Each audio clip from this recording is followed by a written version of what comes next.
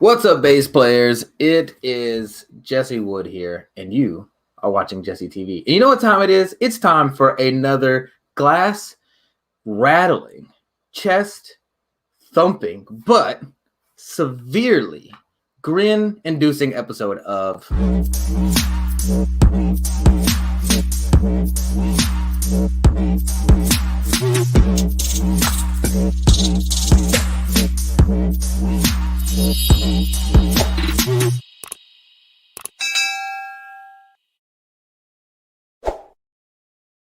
Welcome back to the show. As you can see, I'm not alone today. I got my buddy David Solomon on here. David, thank you so much for being on the show.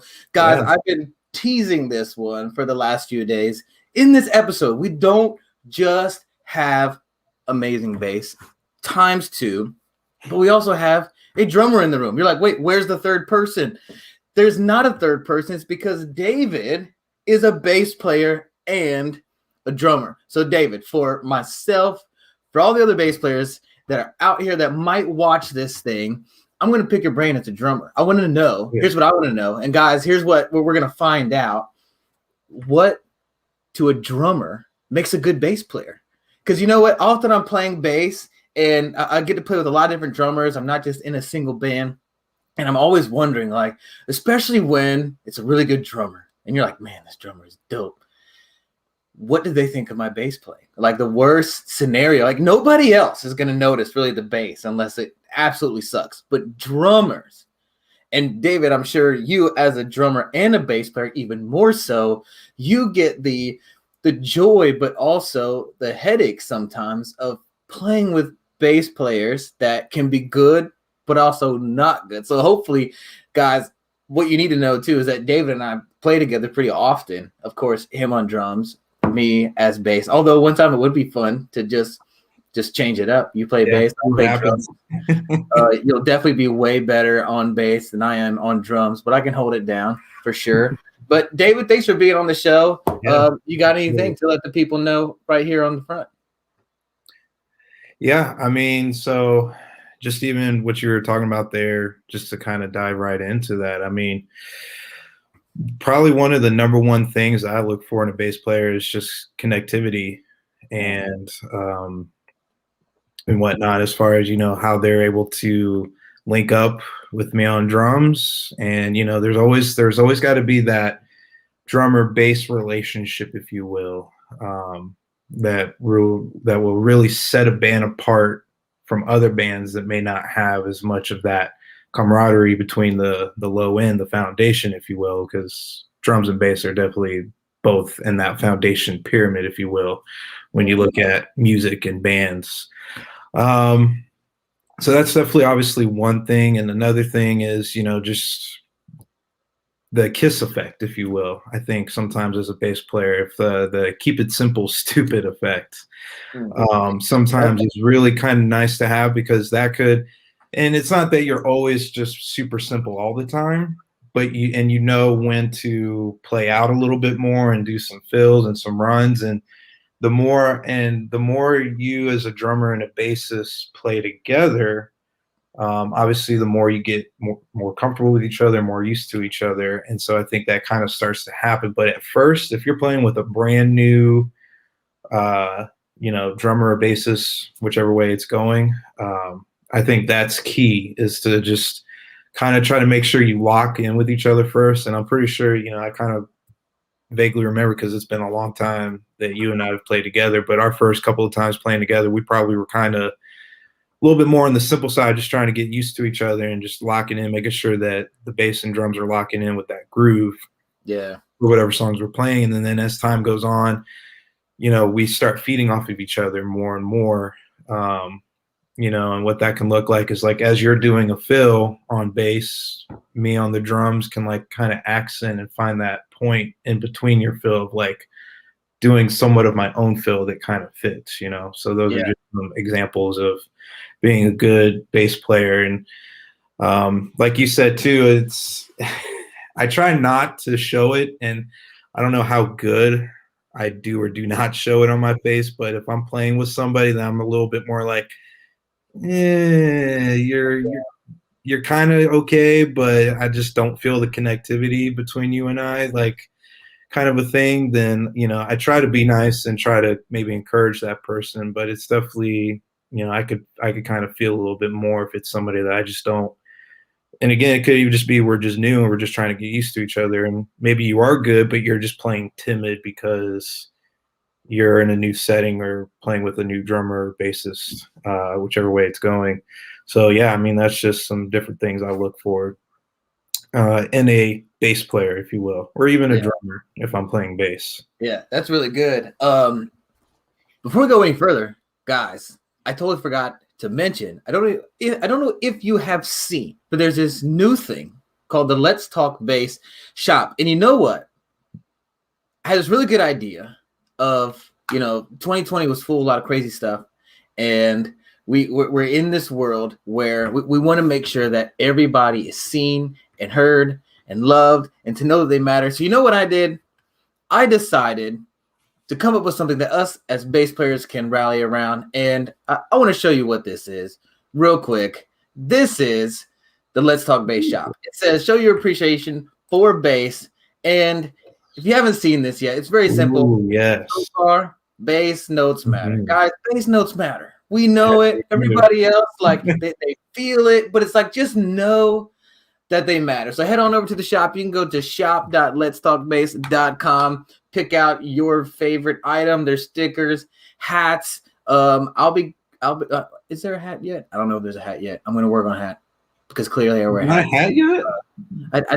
I think I need to. It's new. We're getting it.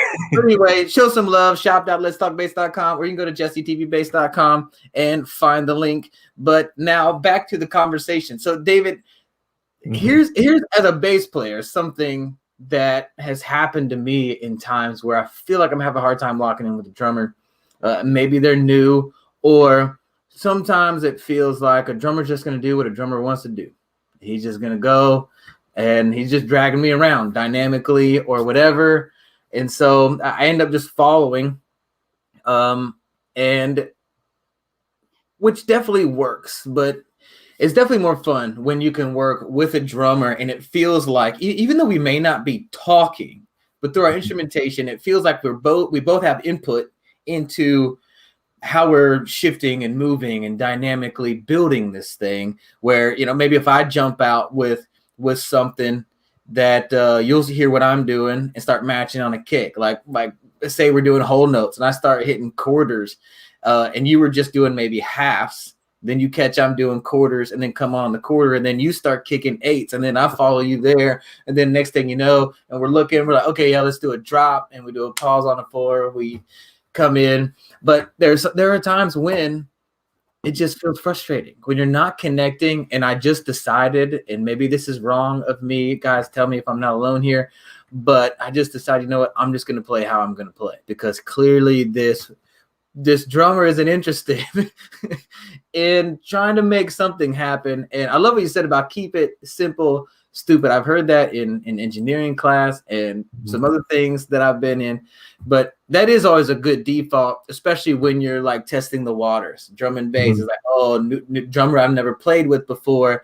Let me kind of keep it simple so I can catch the natural rhythm of the drummer, because every drummer is different. We all have different like go-to patterns and things that we do, the way that we hear. So if I just do whole notes or kind of stick on halves or quarters, but I'm listening for where your accents are, kick and snare, and I memorize it quick. Here's what I love about a drummer is when a drummer, I don't care what you do, just be consistent in it. So then I can match you.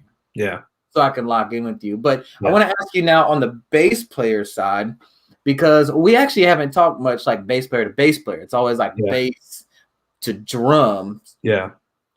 What is it like as a bass player for you? Like what experiences have you had with drummers that as a drummer either got you excited or was like, man, I almost wish I could be on drums right now? Yeah, I mean, it's definitely there's definitely been a lot of both exciting moments and not so exciting moments, and just trying even to like think back and recollect if there's even moments I could think about right now. But I would say, I mean, it's just one of those things where if it's the case where, you know, it is the drummer is able to, like you said, stick to what they're doing pretty well and keep that going and stay in that pocket groove, then that's where it's like, yeah, we're gonna groove today. We're definitely gonna get going and we're gonna lock in on those quarter notes, those eighth note builds. Yeah. Even if it's going 16ths at one point, you know, if we're, you know, able to get there, and then just look out and watch for that drop or that just like going into the all-in band moment, if you will, where everybody's just grooving at that point and in the pocket because we finished the build. And again, I've definitely experienced plenty of times where, you know, the drummer just wasn't, you know, necessarily following dynamics, if you will. They just kind of are a little all over the place dynamically, or they kind of maybe stay in one dynamic. Even when they're trying to quiet down, they're still kind of loud, and so it's kind of hard to follow that sometimes. Well, so what has been kind of your process that you do in that? So you've been a musician for a while, and I don't know, maybe you've got some reverse psychology because you're a drummer. You know what to do with drummers. If a bass player is in an environment where the drummer is kind of like that, doesn't really seem to be locking in or dynamically almost blind or insensitive. Yeah. What has been kind of your strategies, your tricks or play style maybe that you've incorporated to maybe help out in those moments, maybe try to get something different out of the drummer? Yeah, at that point, I would say probably try to really lock into what you're doing. And as weird as it may sound, maybe try to do it a little bit louder, a little bit more accented, if you will, to see if maybe they catch on to it. Or if it's like a build, like you're feeling a build moment and you can kind of even hear some of the other band people like building on eighth notes, but the drummer's still kind of on quarters, like just really like pound into, hash in on those eighth note builds and like maybe even like make some movements a little bit, you know, like, yeah, come on, let's go, or stop the foot, stop the leg. And it's also interesting because, again, being a drummer on bass, I've found ways to where I can almost make myself sound like I'm playing the groove on bass, with, you know, just like do, like just choking that, like do, and just kind of choking that on the 2 and 4. So doing a staccato where maybe you would be accenting on a snare on the kit, to kind of so you can get the drummer to hear what is the pattern that you want to do. Now, that's really good. There is a trick. So a couple of weeks ago, I was talking with my buddy Jeremy Olja, who's a sound engineer, and we talked about how important it is to build relational equity quickly with sound guys. As a bass player, it's so important. Just like talking to the sound guys, saying, "This is what I have. This is my rig. What do you need? Anything more you need from me after a sound check, after you've already played through and they're trying to figure you out and you think things are settled." I always check back in with the sound guy. But for the audience, for bass players listening, I want to tell you the same. I believe the same thing is true and very important with building relational equity with a drummer very quickly.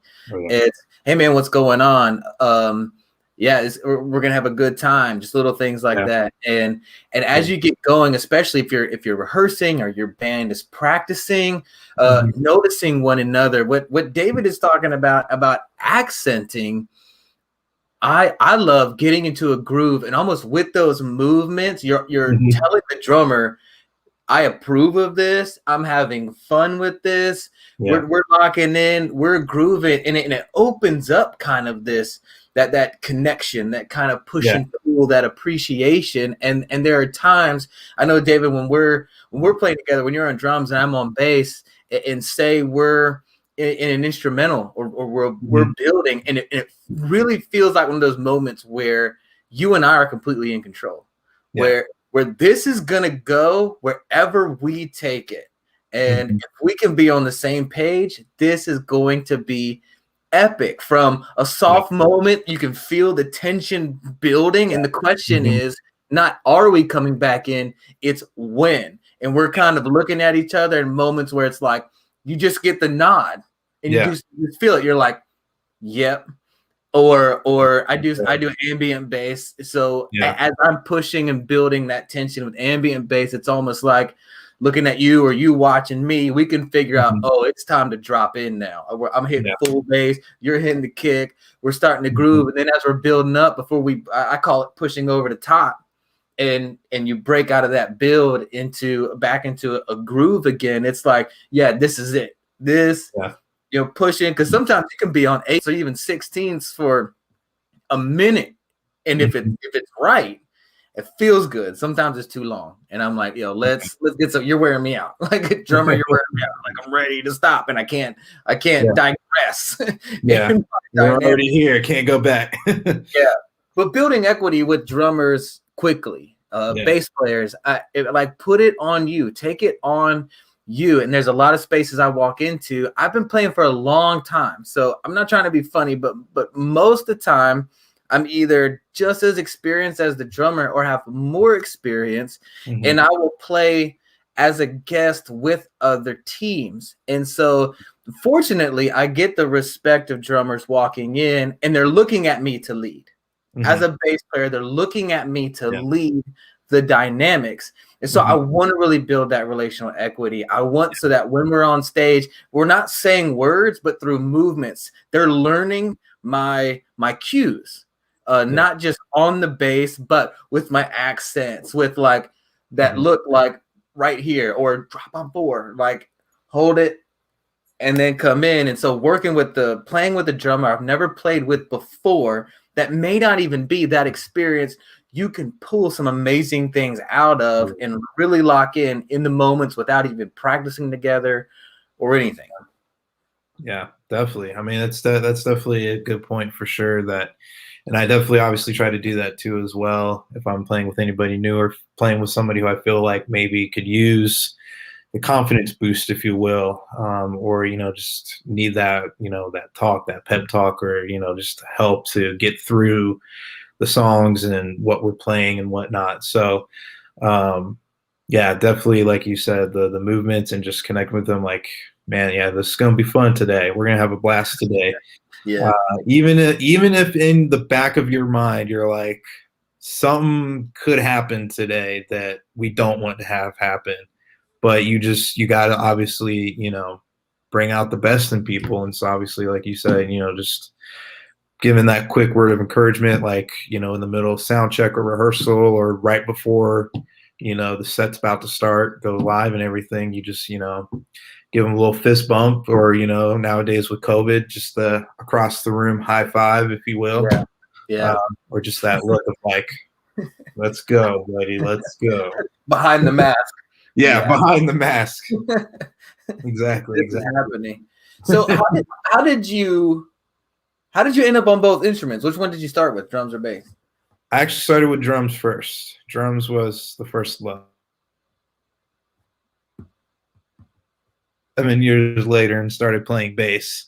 But actually, interesting enough, again, I started on drums, and I started at the age of 8, so I started pretty young, which it's always, if you feel the interest in it, it's always good to start younger. But if you're wanting to pursue it, even in, your 20s or 30s or 40s, whatever, I always say it's never too late. You can always, take lessons, learn the craft, and if you want to put the effort forward to practice and everything, then you can definitely make it happen even in later stages of life.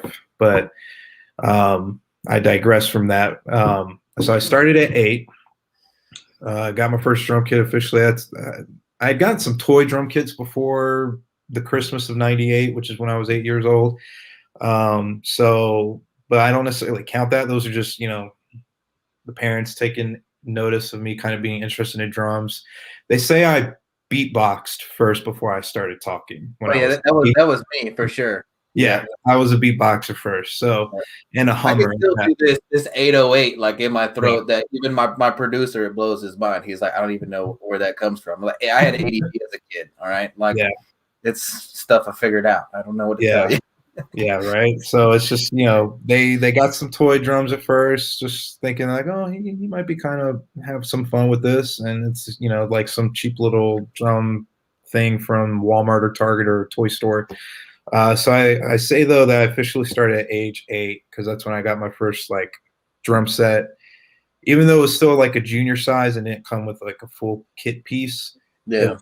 it was from a music store, so it was a real drum set and everything. And so that Christmas morning in '98, go downstairs and Santa left me a little drum set in the living room, and I just went to town at that point and woke up my sister too, and she always says that's the worst Christmas of her life. Yeah. Because I woke her up at that point. So starting there, took lessons almost right away for a couple of years, and took private lessons from a well-known drummer in the area at the time, and got to middle school then, 6th grade, age 11. Wanted to obviously go into band, going into public school and play band. I wanted to obviously try to play the percussion section, but I don't know if I got nervous at the audition when they trying to figure out what instrument you're going to play going into 6th grade band. But it also may not have helped the fact that the band teacher is a drummer himself, so he probably was like really strict with like how you handle his like audition for percussion stuff. So we try other instruments. I ended up playing trombone. And wow, that's a hard left turn. That's like it actually blows. Yeah. Pun intended. So yeah, I ended up starting on trombone in middle school and played trombone. I think what kind of helped though, because the band teacher knew I was a drummer and was like starting to play drums. My middle school also actually had a steel drum band, which allowed me to play drums in that at first, and then I moved on to playing some of the steel drums in like 7th and 8th grade. But playing trombone first, and this is something else I would want to say to like any drummers specifically. So I'm talking to drummers at this point for the most part, and bassists too, because I feel like sometimes as being the bass or the drummer, sometimes those are considered like the easy instruments sometimes, if you will, especially bass. If you're wanting to learn guitar and play like notes, you're only playing one note usually, so it's pretty easy to pick up. Get involved in other instruments that will take you beyond just being in the foundation, because I think that doing that, and I actually nowadays really almost kind of consider that hiccup, if you will, in the audition in my middle school band teacher's office for the audition, that hiccup that I had with the percussion audition part of it ended up being a blessing, because I think if I didn't do that, if I didn't end up playing another instrument like trombone, I wouldn't have gotten more involved in like musical theory stuff as far as like actual notes and what it takes to build chords and all that stuff. And then the steel drum band kind of helped with that too as well, I think. So fast forward a little bit, get to high school. It was right around freshman, sophomore year. That's when I picked up bass. What made you pick up bass? I think it was part wanting to do stuff like jazz band in high school, and wanting to just try something different. Like I'd done drums, I played the trombone in middle school, and in my sophomore year as well in high school, I actually switched to the baritone, or the euphonium, however you know it to be. It's like that in between trombone and tuba instrument. I have zero knowledge of any of that. It's basically like a smaller tuba that sounds like a trombone, basically. It's okay. the same range as a trombone. Still blows. Still blows. Still blows. It still blows. Yeah. So just wanting to kind of venture into that. And I think also being in the youth band at that time as well, like they knew me as the drummer then. And I don't recall, we may have kind of had a shortage on bassists at the time. That sounds accurate. So just with my knowledge of getting into like musical notes and everything and just wanting to pick up something else, bass just struck me. And I just picked it up and like immediately like just fell in love with playing bass and like having cool bass parts and whatnot. And so, yeah, did that in jazz band. in high school. Played a little bass. One of the years I think I did drums, and another year I did bass. So those two, just kind of depended on what the music director needed. Yeah, I was able to fill in and play either one, whichever he needed for that year. But so that just kind of took off from there, and from there the rest is history. I've just continued to learn and pick up things, and learn from local people, as well as watch countless videos and instructional stuff early on to really learn how to play and pick up bass. And strangely enough, I think one of the other things that really inspired me to play bass was hearing bass players like Cassie, what's her last name? Forgetting her last name escapes right now, but she used to play at IHOP, International House of Prayer, back in the day with like Misty Edwards. So she's a bassist in the worship world. And nowadays she plays with people like Jason Upton. She's played with Jay Thomas. She's played at Bethel with different guys there. Played with a lot of people. So well known in the Christian sector. Yeah, somebody well known in the Christian sector, if you will. But her last name escapes me. She was kind of like you in a sense of like doing some atmospheric bass stuff, but doing a lot, like doing so much chording on bass, and played with the 6-string that just made that easy. And one song that she's famously known for in the Christian world of creating is "You Won't Relent," and the bass line that she did in that song. You played that bass line? That was her, Cassie. Shut up. Yep. Probably 10 years ago, the church I was at the time, we must have played that song probably every week. And I can to this day, if you give me just the lyrics of it, I can tell you where the bass comes in, what octave they were playing, where she went, and I actually take strategy. So I'm not so learned. I've just been doing it long enough that I reverse engineer. Whenever I hear something that feels good, it sounds good.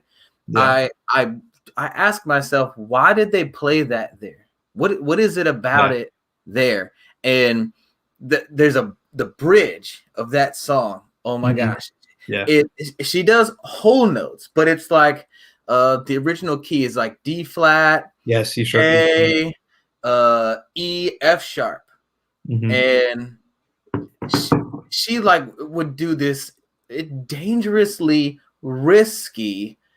Clearly was playing on a 5-string. Would do a low D flat, then an A, then an E, F sharp, and then like go up all the way to a higher D flat, and slide down. And it was like there's nobody else playing.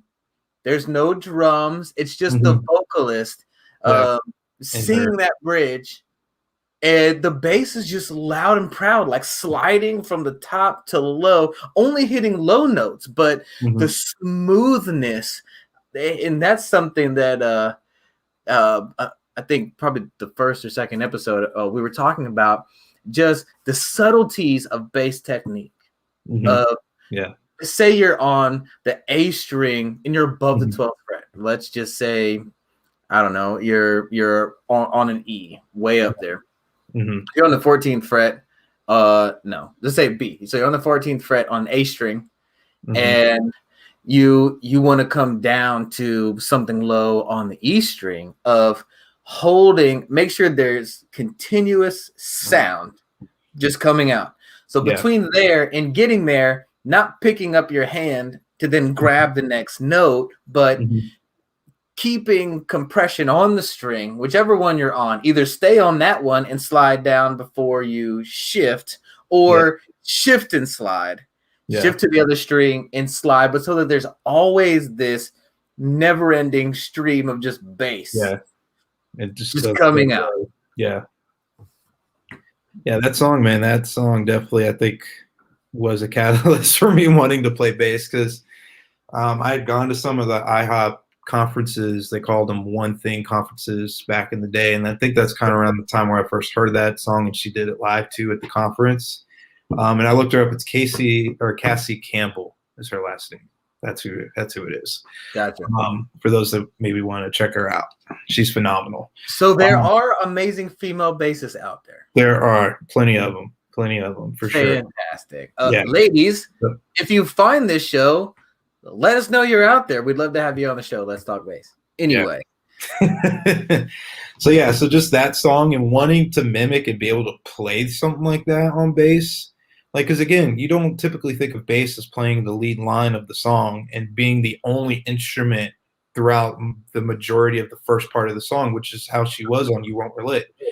Misty Edwards was singing over the bass line, like throughout the first part of the song until they did the big, just sudden band drop in. Like you said, I think kind of went to like a chorus or a bridge or something like that, where everybody dropped in big. And it was just phenomenal to hear that on bass. And I was just like, wow, I could do something like that. I don't even have to play electric guitar or keys or whatever. I could do that from bass.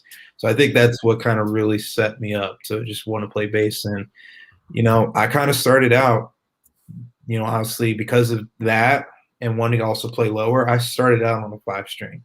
I actually started pretty early on a 5-string. I skipped 4. I was I approve of that. 4 doesn't go low enough. So I need 5 at least to be able to hit that B string. And then eventually I kind of switched into like 6-string for a period of time just to like want to explore more on the chording of bass playing and whatnot. And then nowadays, I think I've seen your 6-string. Is it a BTB? Yeah, it's an Ibanez BTB amber color. Yeah, I had the 5-string in the translucent gray. Oh, nice. Yeah. Nice. Yeah. I love the BTB. The BTB's got such power just within the bass. You can plug into a regular DI, no preamp or nothing in it. And the bass, because of the EQ on the bass that you can control, it just comes out so powerful and so clean when you dial it in correctly. Yeah. The pickups on that bass too is just so powerful. I loved that bass. I still have it. I just don't play it as much because now I've moved on to the 4-string life, if you will. And let's talk about that for a minute. So bass players, what we're talking about is the Ibanez BTB is what it is. It's it came in 4-string, 5-string, 6-string, 35-inch scale, which most full-size basses are 34-inch scale. What attracted me to the BTB originally was that 35-inch scale because I was doing a lot of stuff on the low B. And if you have played a 34-inch scale 5-string, and you hit that low B, what you immediately notice, or anything on that 5th string, is that your sustain is like this. Ready? Boom. It's just gone. It's like there's no sustain on it because it feels so loose. It feels so floppy. It's amazing with just one more inch, the 35-inch scale. So what that does is between the bridge and the nut, instead of 34 inches, 35. And so that low B now, it's stretched a little bit longer, and it's like, ooh, and it'll ring out. The BTB, I remember, I went to the local Guitar Center. This was, I want to say, 2009. 11 years ago. I was with a good girlfriend of mine. We're like BFFs at the time, and we walk in there just to mess around. And I picked up this BTB. I was like, oh man, this looks cool. I didn't really even know what I was picking up. I plugged it into, I'm pretty sure it was a Mark bass cab, and hit that low B, and was like, I instantly fell in love. Oh yeah, it's completely neck through, so there aren't any bolts. So the sustain is ridiculous. The body is mahogany, which is already gives it so much more low end. Yeah. It doesn't have the natural kind of high mid like growl that you would get out of an alder body Fender with a maple neck, but the low end, and depending on which price point you bought it at, so the 4-string started lower with generic pickups, but by the time you got to the mid range, like probably above 650. Or went to the 5-string or the 6-string, you now had Bartolini pickups. Yes. And that was the magic. That is the magic. I think I got mine for like $850. Guys, I'm talking about a neck through 35-inch scale 5-string with appointments that custom boutique basses have with Bartolini pickups. Like, if you're looking for a good bass to last you forever, look at Ibanez, get somewhere between that 650, 850 range mark. Look for some Bartolini pickups. Like, it's ridiculous.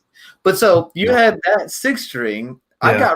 I got rid of my 5-string because honestly I was getting too old, and that jank is heavy. I played this court for a while. It cost me like $300 straight from court.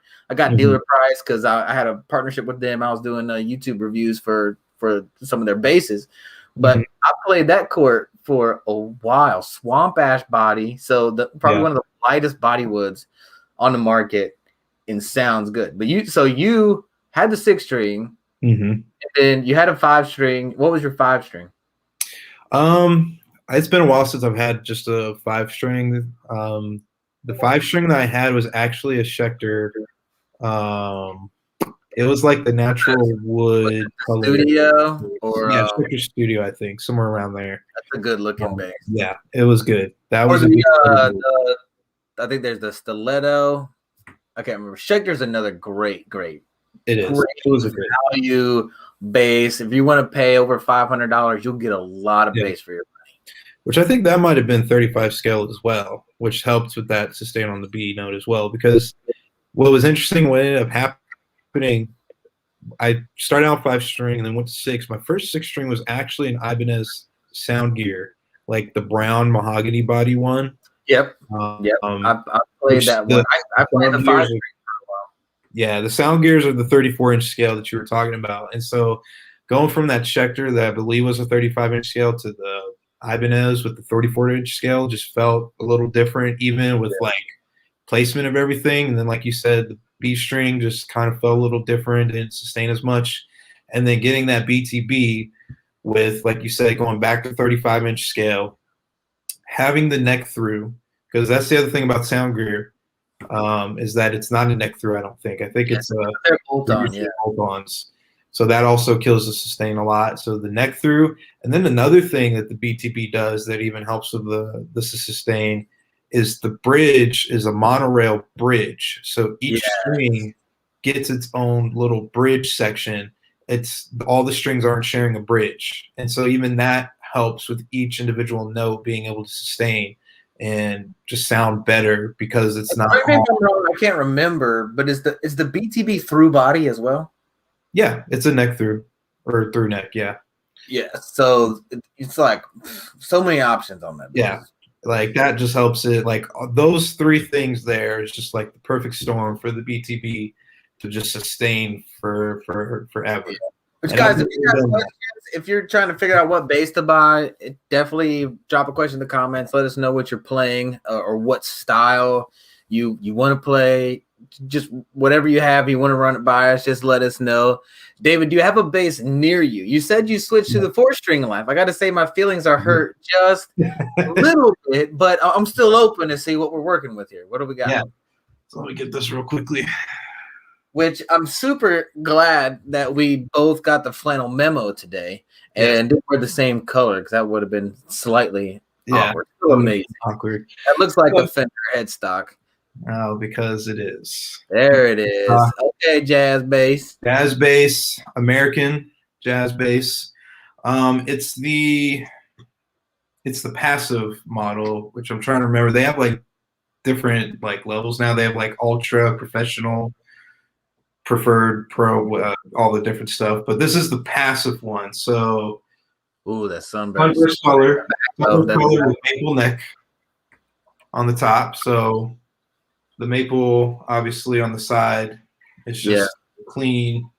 You don't have that rosewood to maple look, if you will. Just 3 knobs, super simple, super basic. So the 2 big ones control each of the pickup. This obviously is for the neck pickup, bridge pickup, and then this is the tone for the bass to help give that classic jazz Fender tone, or if you want to dial it back and kind of have a more subdued tone, you can do that too with the bass. So, that's good. But I love this thing. You know, as much as I miss having the B string, the natural B string sometimes, I did end up buying an octave bass pedal, sub-octave pedal to We'll kind allow, of we'll allow that. say what? I said we'll allow that. Yeah, so it helps to kind of still be able at times if I really need that like low B or C or D flat, whatever note, I just engage that. And what's also nice about the one I have the MXR sub-octave pedal.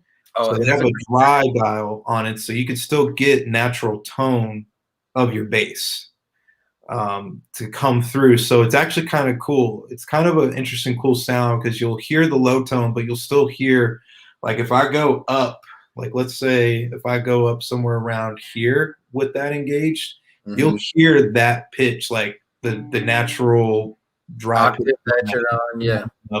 And still get some of the octave, the sub-octave tone as well. So it's kind of a really cool sound to experiment with sometimes. I played around with the Pog a little bit, and it gives like a cathedral / organ kind of deal. I've messed around with it one time, kind of in my ambient tone, but in the ambient tone, it sounded, and maybe that's what I needed to mess around with, was that dry knob, like pushing the dry into or something. It started to sound a little artificial. Even shimmer works really beautifully on ambient guitar, ambient bass. It instantly sounds like hokey to me. It's completely different. But let me ask you this question. So while I still have you on here as a drummer, talking to other bass players, talking to me as a bass player, what can I do to impress any drummer that I play with? Like, how can I be like the best bass player when a drummer's like, yo, that bass player is dope? I feel like drummers are like, yeah, I'm the best because I'm the drummer and I drum with no shirt on, I spin stuff, and I just Hulk smash. The bass player lives in this ego sandwich between the drummer and the guitar player, blocked by the vocalist, and we're just like, maybe someone will notice me, maybe. Which, quick plug, bass notes matter. Okay, shop.letstalkbass.com. Let's build it. This community together. But how can we at least, as bass players, the one person I really hope that appreciates me in a band is the drummer. So what do you got for bass players specifically for impressing drummers, for really locking in well? And you talked about some stuff in the beginning, but I really want to organize it right here on your best ideas and strategies for bass players. Yeah, I think the number one thing that can really help is you yourself having your own confidence in yourself and your ability to play bass and to just know what you're doing. And you can be a very pocket groove bass player, or you could be somebody that can just like do all the runs. But if you don't exude confidence, if you don't get confidence within yourself, I think that's going to show with the drummer, and then that's going to probably almost automatically just kind of make the drummer not necessarily like not notice you, but just like not notice you as much as you maybe would want, or they could. Another thing again is just that ability, even if y'all don't really, if it's a first time encounter with a drummer, if you don't talk a whole lot about your styles beforehand and y'all just like get into rehearsal or practice or whatever, and just kind of find a way to lock in almost right away. If you're a bass player who I would say has some flexibility in their style, maybe even a little bit, and playability, and just kind of being able to maneuver around and feel out the drummer is going to notice that. The fact that you're locking in with him almost without even having to talk about it, and probably almost even without him even noticing, but he's going to then all of a sudden realize, hey, me and the bass player, like we're jamming right now. We're grooving. We got something going here. Like this is awesome. Like we didn't even really talk about this. It's just happening. So as a drummer, it impresses you when a bass player is listening to what you're doing and just locks in without you having to say, hey, can you lock in, or like what are you doing? So locking in really impresses drummers. Yeah, I would say so. Just being able to have that like almost instantaneous chemistry, if you will, amongst yourselves to just lock in. It's your first time ever playing together, and you just get this like almost automatic sense of just locking in with each other and just grooving the entire time without really almost even second thought can really help. And then, of course, the other thing I would say is like your ability to play in the pocket with the drummer in the groove, but also being able to do fancy runs and fills here and there, regardless if the drummer is doing it or not on his own. Like if you're able to hit like an oppressive like run or some sort of like quick little fill like up the other octave of the chord and the note that you're playing, and then get right back in to the groove, like that's gonna set things. That's gonna bode well, I think, for you as a bass player and getting your drummer to like you or feel like he can play with you on more than one occasion. So I think those are some very key things that drummers, at least me personally, and other drummers can look for other things too, that they may think about or that they may want out of a bass player. But at least me as a drummer, those are some things I look for when I'm playing drums and playing with another bass player. Is just somebody that can lock in and groove and have those moments of like just showing off a little bit, if you will, without being too exuberant and kind of getting out of the feel of the entire band. Because obviously, again, if you're playing, if you're a drum and bassist playing in a full band, you obviously want to play to the band still, Right. and not overplay and overstep your role in the band. If it's just you and a bassist, or you and a drummer, like if it's just a drum and bass groove, like just the two of you just jamming, then again, like just being able to just lock into something, and I would say I kind of look for that in drummers too. So if I'm on bass and it's like drums and bass doing something, or if it's the full band situation in a live setting, it really could be the same thing. If the drummer's just able to lock in without really any second thought, if they're able to hold that pocket down to allow me to do things here and there, but then still have their moments of like hitting a really solid fill, and just landing on that one perfectly, then I mean that's really all you can ask for as one or the other, in my opinion. It's just those things. That's very, very true. Some basic principles apply to both bass and drummers. Like, yes, do the fill, yes, do the run, but place it right and land back on the one or stick to the grid. Come back to the grid. There's nothing worse than when a drummer does an amazing fill and comes back on like the one and when the rest of the band didn't. Where are we now?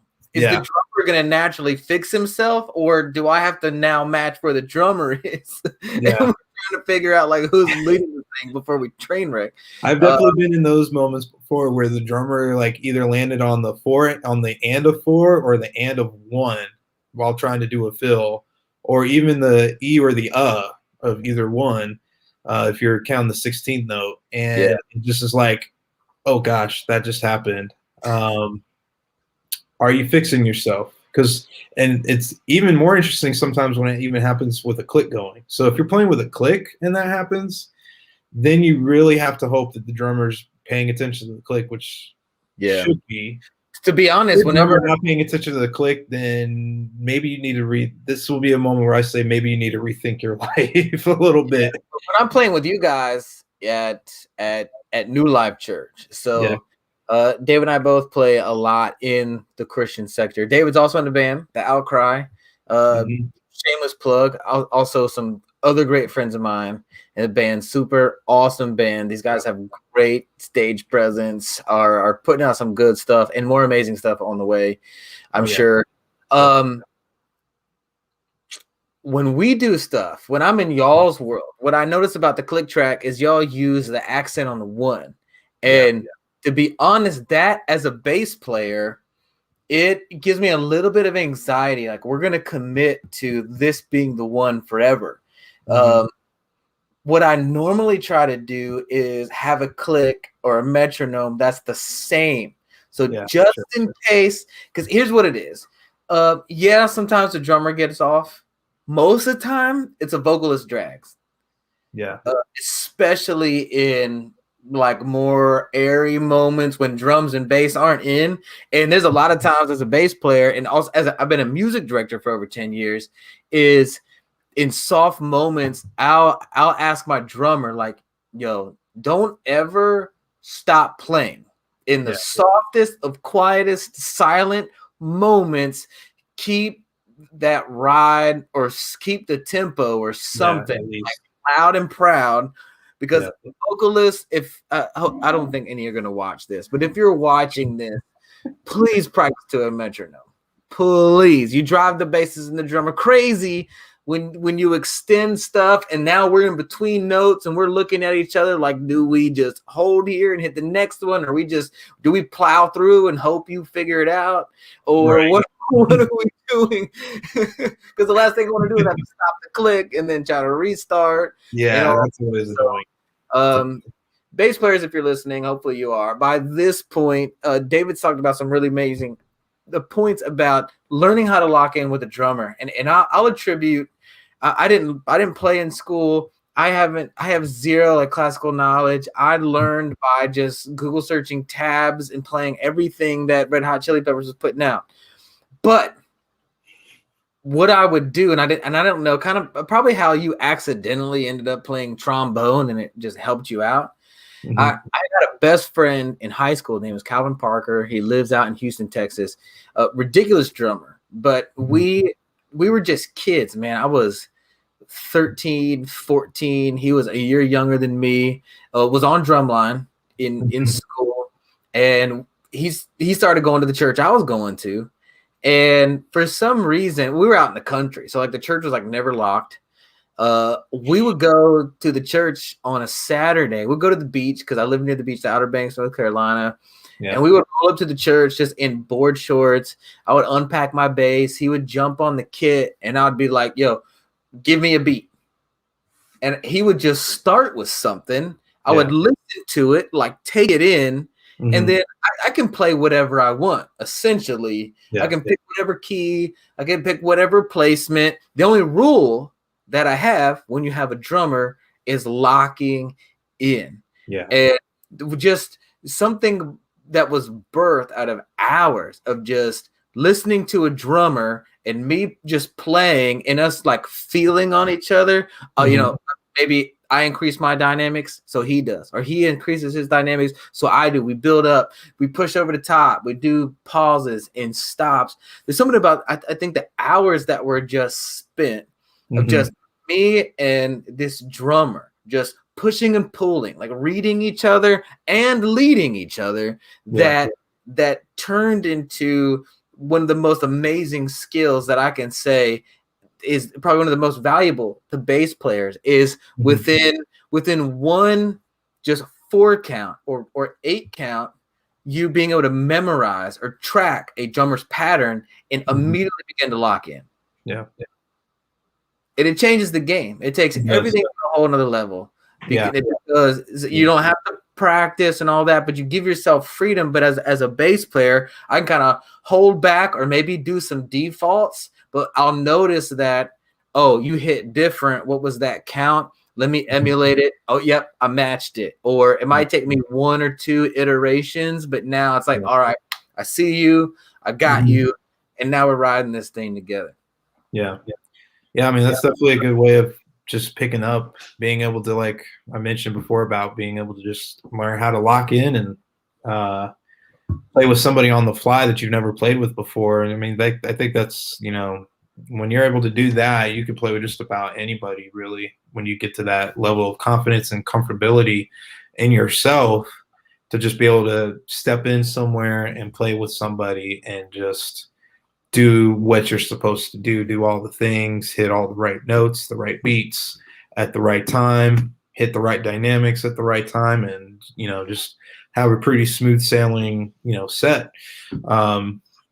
And what's something I did, because I mean, I did band in high school and, you know, played in youth group. And so that, I think playing in the youth group band back in the day was where I got a lot of my experience with playing with other people. and just to be able to learn how to grow and, you know, kind of play off of each other, play off of somebody else. Yeah. Something else I did though, even like started doing even younger than being in the youth group band when I was, you know, again, starting out pretty young, around 8, 9, 10, 11, is even just playing to whatever music you want to and finding different things that are somewhat dynamic and trying to emulate what they do um, in that CD or in that album. You know, back then obviously it was CDs that you had to throw into a stereo system, and just like emulating what the drummer's doing. As a drummer, like if I'm learning drums, I listen to the drummer and like try to learn note for note what they're playing and learn and get a sense and feel of dynamics that way too, because obviously songs are going to have dynamics. Even rock songs have dynamics. Things change. You go from a beat to a build, back to a beat, or you do a drop out, then you build back up and go in. And so that kind of can also help you just even be able to catch things that you can then maybe bring into a live setting when you're playing with other people.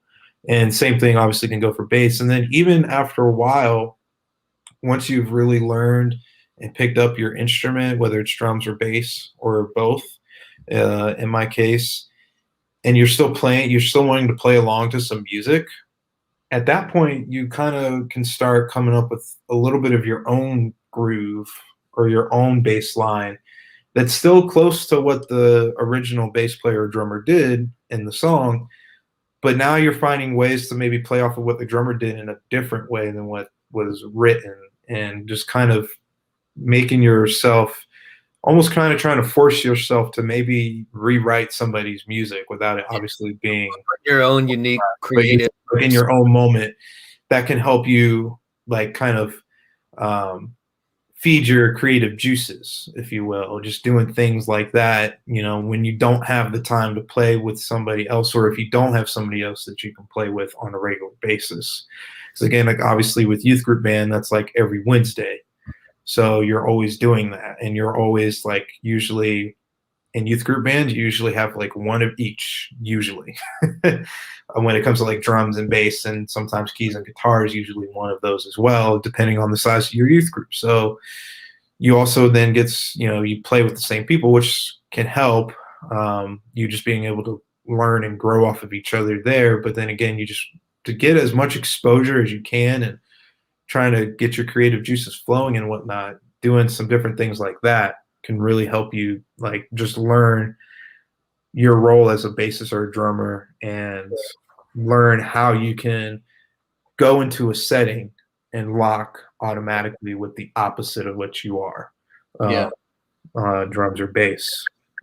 So yeah, that's a very good point to make, and an amazing tip of just however often you can and how you can just put your brain in the space of listening to the drums, practicing where you're going on bass. And one thing I love about bass is the challenge of, hey, can you creatively come up with a line that's not only in the key, but also locked in to the drummer's hits.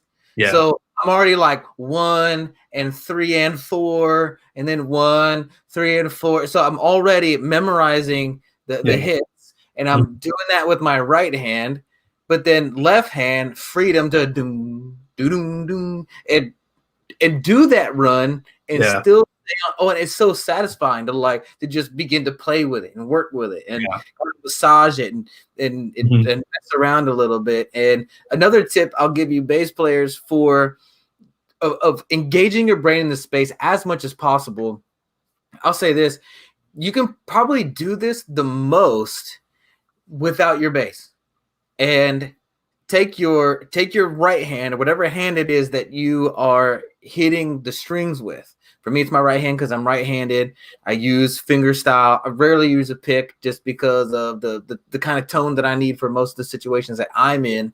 So I'm playing finger style, and I will whatever music I'm listening to, I will listen for the drummer and basically translate what he's playing just between my two fingers here. And I'm practicing,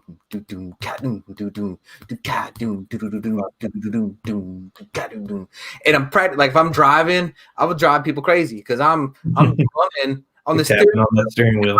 concert, whatever I'm doing, almost all the time, people will go, "Are you a drummer? Oh, are you a drummer?" Because I'll be air drumming and I'm nailing it, and I know where the drops are. I'm anticipating songs I haven't even heard before. Yeah, I'm already anticipating. Are you a drummer? No, I'm a bass player. But because I'm a bass player, I'm a drummer in here. Yeah. Good bass players become drummers in here. And you were drummer before bass player. So I think David, for you had this amazing advantage of I've got rhythm. Yeah. I've got creativity in developing a pattern and driving the music behind what my right hand is doing. Now I just need to learn or know the left hand, which you already got from the trombone. Most bass players, we have these two questions at one time. Mm-hmm. Yeah. Where am I supposed to go here? Mm-hmm. First of all. Second of all is how do I even choose what octave to play when, which can be very strategic. And then right hand is what is the pattern? What is the tempo? Can I even stay on beat? Yeah. When I'm tutoring bass players or working with other bass players, it's like you have to work with them like they're two different humans. Number one, it's like, let's talk about scales and theory, the major, what you can do, whole, half, whole, all that. And then right hand, can you stay on time to a metronome? What's the drummer doing? So it's like the hidden secret and challenge is that bass playing, while easy, requires a multiple variety of skills that a lot of other musicians on the stage don't have to completely embody all in one. Yeah, that's very true. More so than a bass player, because you can't screw up with the note on the left hand. It'll be loud and proud and wrong. And being off on the right hand really messes with the vibe and the cohesion. It will make the drummer sound off. It'll make people sound off. It just gets bad real fast. So I love you. And you and I both know. You and I both know that as bass players, we live in this hidden world of having to be super amazing in both of these worlds. And we just make everybody else look good. But you know what, guys? Bass matter, and you matter to me as a bass player. I love you, and we're here for each other. Wednesdays I'm starting a support group just for me, primarily. But if you need it, let me know. We could talk. I'll be there for you as a drummer. Well, tell me real quick before I let you go, David. Talk to me about the Outcry that you are a drummer in. What's going on with the Outcry? Bassist. You are the bassist in the Outcry. I am the bassist in the Outcry. Holy smokes. Amazing. For some reason, I thought you were drumming in the Outcry. This is even better. I joined in as the bassist. So I played drums in another band back in the day called the Last Bison for about a year. So that was fun times. I like bison burgers. Maybe that's why you guys were the last one. I don't know. That's probably why. Or we definitely made ourselves the Last Bison musical group. That's for sure. There you go. But anyways, so Outcry music, the Outcry. Like you said, it's a group of friends and that you and I both know, and we're all just passionate about music, passionate about creating a sound that is, it's kind of like a rock sound, if you will. But what we try to do within that type of sound is, especially with the way culture is these days and the way, things could be so divisive on numerous accounts for different reasons and different things, lyrically, and the message that we as the Outcry are trying to put forth is the sound of love. and just promoting and saying that, there's nothing that can overcome anything more than love for one another, as brothers and sisters, as, friends and things, and like in that sense, for one another, and so the Outcry has been around probably at least a year, if not more, maybe a year and a half or so. Yeah, I've shared the stage with the Outcry. Yeah. Okay. Yeah. 2019, summer of 2019. Yeah. So they've been around for almost 2 years. I actually joined in probably one of the most interesting times ever. I joined right as COVID-19 decided to rock our world and change all of our lives. And yeah, the band had so many shows booked this past spring and summer in 2020 that just ended up obviously having to get canceled and dropped or rescheduled due to the pandemic, and not a lot of venues being able to adhere to, guidelines and, social distancing and whatnot, obviously. And so, but even through that, we still found opportunities here and there, where we could, go somewhere and play music for somebody. And a lot of times it mostly was outdoor concerts, outdoor venues. So that way, it was outdoors and people could spread out and be spread, amongst themselves and social distance and all that. And then obviously too, we've been trying to spend this time trying to write new music and do a lot of new things. And so definitely, Outcry has an EP out that's called Love Is the Sound. EP, and they also have a single, I believe. Did we release it? Actually, we may have a single called Rescued. If it's out there, you'd be able to find it on, Apple Music, Spotify, and things like that. If it's not, then it's check on the Spotify. Soon. So, I know the sound is on Spotify. Guys watching, I do have a link in the description below. You can get their link tree, the links to all their stuff, so you can check out, see what's going on with the Outcry. Yeah. So, and speaking of that, if you want to book the Outcry, if you're watching this and you have a venue, have a show to book, and you need a band, the Outcry is more than willing and more than happy to come out to you and play. I'm just verifying our social media. You can find us on Instagram at the Outcry Music. All together, no underscore, no spacing, anything like that. Just the Outcry Music on Instagram. We have a Facebook page as well. If you search the Outcry or the Outcry Music, we'll come up there as well.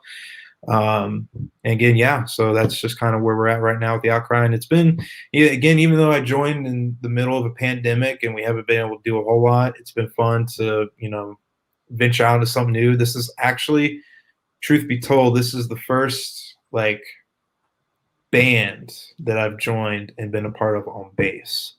My bass experience for the most part otherwise has been in the Christian sector in church and playing with different Christian groups like that.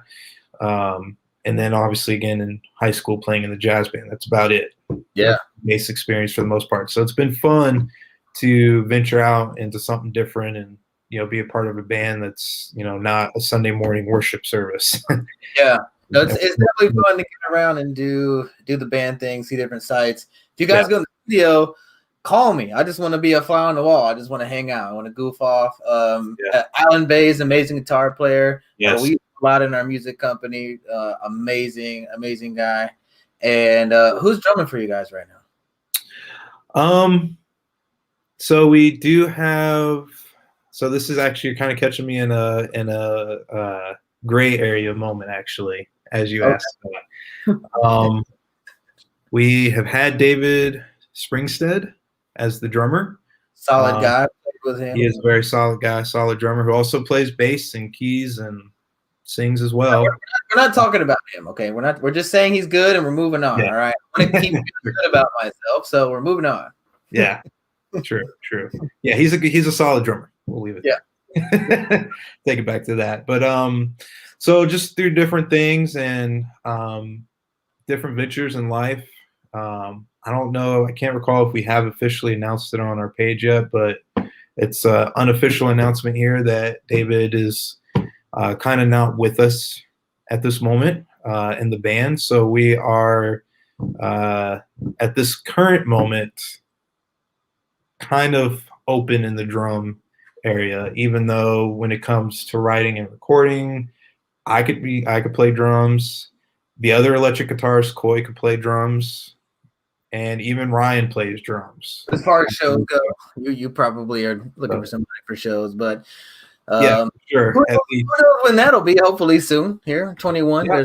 There are some things coming down the pipeline, some different shows. So if you're watching this and you're an Outcry fan, or if you want to get interested in the Outcry music, you listen to our music and you like it and you want to catch us live, again, check our social media. We'll definitely keep you posted with shows that are coming up. I will say, and this is something that was supposed to happen this past year, but it's been rescheduled to this year, is we do have a show in July, I believe, with John Mark McMillan up in Richmond, Virginia. We're going to open for him at the Canal Club. Very nice. So that's definitely one show coming up here in the summer that we're all deeply, deeply looking forward to being a part of, and getting to play with John Mark and his team and whatnot, and opening up for his show in Richmond. So definitely be on the lookout for tickets and things like that, if we're hopefully open up by then to do shows in some capacity. So, well, David, I mean, geez, how long have we been talking? I don't know. I've been having such a good time. Thank you so much for being a guest on the show, guys. Share this thing. Tell David in the comments how much you appreciate him. David, thanks for cheating on the drum world for a conversation to let us bass players know, like, the inside scoop, what's happening, how we can be awesome, how we can not suck as a bass player, how much it means to, like, really lock in and work well with the drummers. Guys, don't forget, Let's Talk Bass. It's a brand new what is it? A shop. Show your appreciation for bass. Shop now. It's shop.letstalkbass.com. You know why? Because bass notes matter, and so do you. And at that note, I'm just gonna say, guys, we will see you next time on this amazing show called Let's Talk Bass. Slap that like button like Victor Wooten slaps some bass.